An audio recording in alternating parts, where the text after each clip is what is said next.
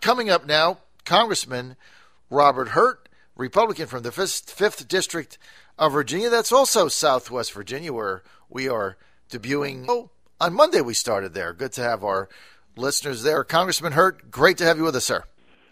Thanks so much, John. Thanks for having me on your program. Always appreciate it. Okay, let's start with President Obama's $3.999, I guess, $1 trillion Leviathan budget. I'm calling this thing somewhere a mix between Enron and a Milda Marcos. What say you? Well, we're still digging through the details of it, but on first blush, it seems to me that the last thing that the American people want, I think the last thing that the people that I represent want, is to see the federal government spend more, tax more. We are still digging ourselves out of a recession that started, 6+ years ago. This president has presided over most of that so-called recovery, and if you listen to the administration talk, you would think that everything out in the countryside is just fantastic and that the economy is booming. That's just not the case.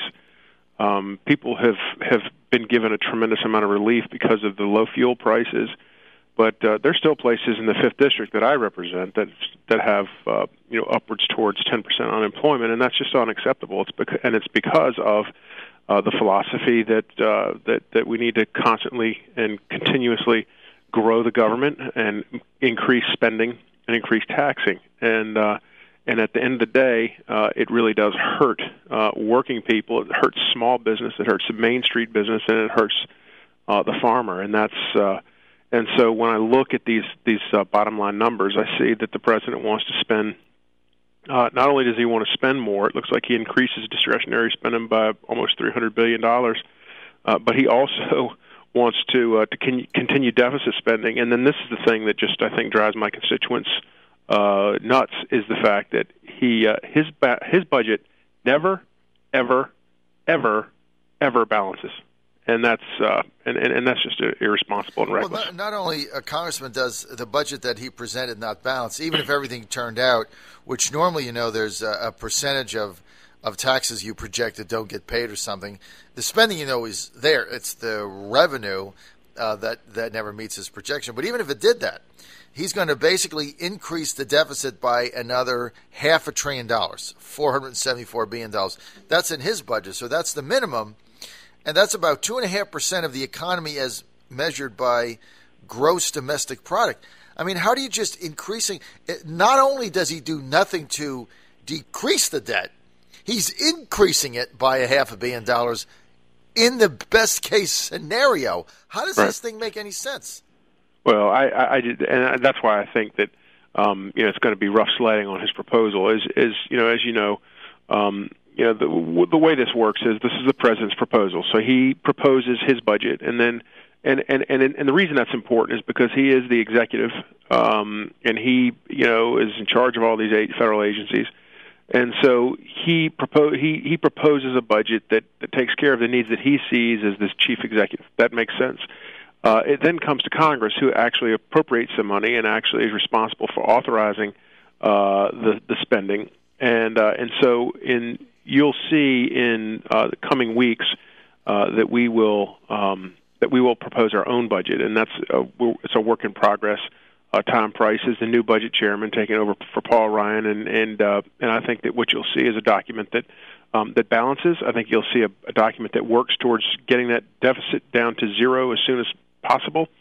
And I think the other thing that you'll see is you will see some proposals to take care of the big drivers of our spending in this country, and this doesn't probably get talked about enough. The reason that it is so difficult to ultimately balance the budget is because of the explosive growth in Social Security, future growth in Social Security and Medicare and Medicaid, and until those 3 programs are reformed in a way that strengthens them for the future, and in a way that preserves them harmless, holds all current beneficiaries harmless, and that can be done at this point. But every day we wait to reform these programs, we're getting closer to the day in which we can't hold current beneficiaries harmless. But we can do that, and if we'll do that, we can ultimately get our budget in balance and get this, start paying this debt down, which is just to let your listeners know. So the president has proposed $4 trillion in spending, $4 trillion, which is an unimaginable amount of money. Mm-hmm. We have borrowed $18 trillion, mm-hmm. and so just to say it again, we spend $4 trillion a year. We've borrowed 18. That is a very scary and precarious place for the American people to be now, and anybody who is not working to try to reverse these trends is I would suggest to you is somebody who is not considering the future generations that are going to be on the hook for this stuff. Well, I don't think there's any doubt, Congressman Hurt, that President Obama is not thinking ahead, that this is beyond kicking the can down the road. I mean, this is expanding the can. He's turning it into a barrel, basically. Now, as you know, entitlement spending makes up about, 66%, right? Two-thirds. That continues to expand. So get this, Congressman. So Social Security spending this budget cycle is going to exceed $1 trillion and grow beyond that by 2018. $1 trillion. Medicaid expanding, Medicare expanding. I mean, we can't do anything to stop this stuff. Now, the other thing is, and I don't want to get into the weeds, it's not my style, but the Social Security Disability Fund in about 12 months, we understand, is going to be completely out of money. Yep. So and the truth of it is that is the easiest thing to reform. I mean, it really is. And I just, in my own experience, when I was practicing law before being elected to Congress, and spent a lot of time around the courthouse, you hear stories and you see evidence of a rampant abuse of the Social Security disability system, and there is no question that it could be tackled. And the thing is, it needs to be tackled, one step at a time. It needs to be done thoughtfully, and it can be done, but it's got to be done now. And this president has no interest in reforming any of these programs because he would rather. He knows that he and those who are like-minded, the minute anybody talks about reforming any of these programs, they can use it as a bat to bash their opponent over the head. And right. Paul Ryan for the last 4 years as budget chairman, he was never cowed by that. And there are those who supported his proposals for reform of Medicare. I was one of them. In fact, the whole House supported those proposals, and frankly, when they tried to use it against us, the American people didn't buy it. But the bottom line is that's what they want. They want to demagogue it. They're not interested in solving it. Sure. So they can have an issue going into 2016 to beat you over the head with. We've all been there so many times. It's an old song. It's an old parody that isn't even interesting anymore. Common sense. But I think that the trick for us, for those of us who really want to fix this, is to continue to talk about it and make sure our constituents understand how vitally important it is. And for those reasons, we need to reject these calls for higher taxes and more spending. We've got to go the other way, and it's really for the future of our children and grandchildren. And I think that resonates with people, and I think and because it's true. Well, he's proposing $75 billion in an increase of $75 billion in discretionary spending alone. I think if the president submitted this thing and done the opposite and said, "Look, I found $75 billion in discretionary spending. I'm going to cut, but I want to raise taxes on this class, lower taxes on this other class." I mean, you might be able to have a dialogue, but all this budget is more of the same: higher taxes, higher spending, increasing the debt. I mean, to even present this to me seriously is unconscionable. Congressman Hurt, let's get to Chairman Michael McCall from Texas Homeland Security Chairman. His bill, called the Border Security Bill. A lot of those that are suspicious of immigration reform, like me, not too happy about it. One of your colleagues from the 7th District, Dave Bratt, became unglued over it. What's the deal with this bill? Well, I think that we've talked about on the House side from the time that I've been here how important it is to secure the border, and so we need to do that.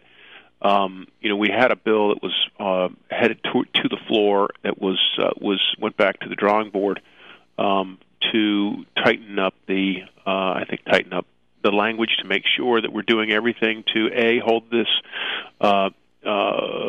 president to account, to make sure that he is securing the border, and B, that we're using real metrics that to be able to determine whether or not he's actually achieving that. And so, I think that what I support is securing the border first. We also need to work on the illegal immigration that comes through our from people who overstay their visas, which is a very large part of the illegal immigration problem. Right. That's got to be a part of it. And then I also think that we need to have reforms in our H-2A visa system to help with labor that our farmers depend on, because that whole system is broken. But I think that the idea of breaking it up into pieces and doing this in a step-by-step fashion is the way to go. And I really do look forward to having the bill come back so that we can send this down to the Senate and hopefully put it on the president's desk and take care of this. People talk about how they want to have this huge omnibus immigration package. I just don't think I don't think the American people want it. The American people don't trust it. Right. They don't trust Congress. Right. To deal with the illegal immigrants that are here. And then secure the borders later. They have already been, they fell for that before, and it didn't work, and it hasn't worked under Republican and Democratic presidents, and under Republican and Democratic Congresses. We need a serious border enforcement that shuts the border down. People don't understand how it is that we can accomplish the things that we can in this age of technology. And still can't control our own borders. There's no question. It's very frustrating because we know anybody that's even a layman in this, Congressman, knows that if there's the will, there's the way. A lot of people believe that this administration and many Democrats and Republicans that are playing footsie with the National Chamber of Commerce, Silicon Valley, and others, they don't really have that will. Let's get to the Mountain Valley Pipeline. You're in favor of the Keystone Pipeline. I know that we've got an abundance of natural gas, but we've got to ship it. It's got to get from point A to point B. We can either put it on a train, put it on a truck, or put it underground. When you look at the economics of the Mountain Valley Pipeline in Virginia, if done the right way, it could mean a lot of jobs, a lot of money, economic expansion, manufacturing jobs coming up by the pipeline. How do you stand on making it a reality? Well, we've had another pipeline proposal that's working its way. It's called the Atlantic Coast Pipeline, which is up in the northern part of the district. The Mountain Valley proposal is more southern. But the bottom line is this: we have an abundance of energy resources in this country, natural gas being one of them. We need to do everything that we can in a way that protects the environment and protects public safety. We need to take advantage of these things.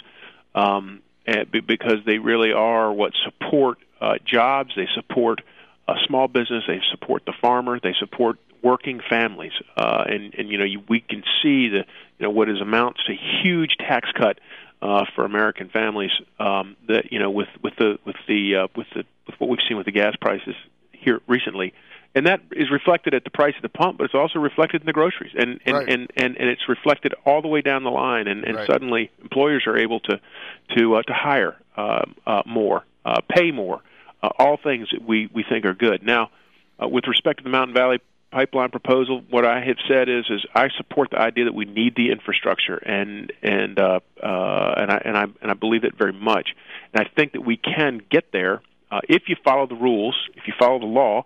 You can get there in a way that protects the environment, protects public safety, and above all, or certainly as important, you protect property rights of the property owners. And there is a process by which we do that is consistent with the Constitution and the laws relating to these sorts of projects. And so what I have said is with respect to the actual particulars of the route, what tax parcels these pipelines go through. To the extent that there are concerns, people need to be in touch with our office. And as I said, that Mountain Valley Pipeline would go through a large portion of the 5th District. And so I say to those constituents who may be affected and have concerns about the process, we are there to make sure that process is followed to the letter and in spirit. And so that's sort of some of my thinking on it. Okay, Congressman Robert Hurt, we're out of time. We want to thank you for joining us here on the John Fredericks Show. We thank you for your insight and your candor, as always. And people want more information, you can go to roberthurt.house.gov. How easy is that? Thanks, John. Thanks, sir. Always good to have you.